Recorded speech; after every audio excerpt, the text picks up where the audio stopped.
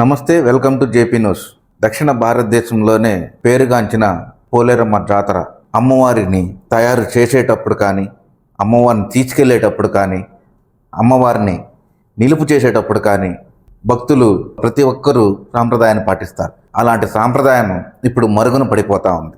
అలాంటిది ఇప్పుడు ఏకంగా ప్రతిరూపాన్ని తయారు చేసేటప్పుడే అక్కడ తయారు చేసే వాళ్ళే కొంతమంది వాళ్ళ సెల్ ఫోన్లో చిత్రీకరించి బయటకు విడుదల చేస్తున్నారు. ఇది పద్ధతేనా? ఇలాంటి పోస్టులు తయారు చేసేటప్పుడే బయటకు వెలుగులోకి వస్తున్నాయి. ఇది ఎంతవరకు పద్ధతి, సాంప్రదాయం?